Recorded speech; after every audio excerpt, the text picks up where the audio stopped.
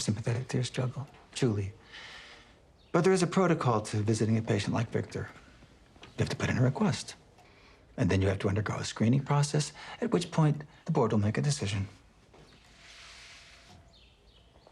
I can see you're disappointed. But I'm more than happy to give you a tour of our facility. Perhaps you can even speak to some patients in our low-security wing. And we would love that. It's just that, our thesis is due next month. And you're out of time. Whose fault is that? Ours, absolutely, and I do apologize. Don't apologize, Ruth. Screw that. The fact of the matter is, we did put in a request months ago and were denied. And then we reapplied and were denied again. And coming here was our last-ditch effort to save our thesis, and I can't breathe in this thing.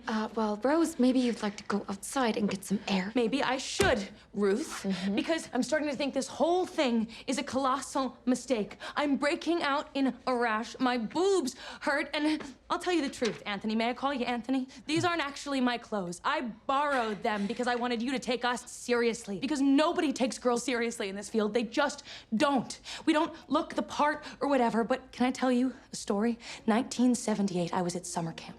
And my counselor, Drew, told me and everyone in Cabin C the true story of the Victor Creel massacre. And little Petey McHugh, you know Petey, right, Ruth? Of course. Yeah.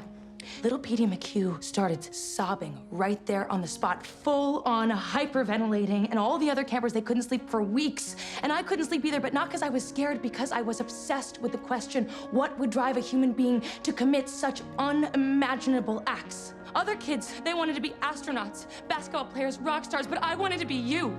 I wanted to be you, so forgive me if I'll now try anything in my power, including wearing this ridiculous outfit, if I might get the chance to speak to the man that ignited my passion and learn a little bit more about how his twisted, but let's face it, totally fascinating mind works. So yes, we don't have the official paperwork.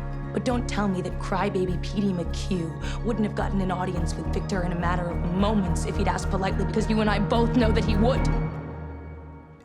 So, 10 minutes with Victor.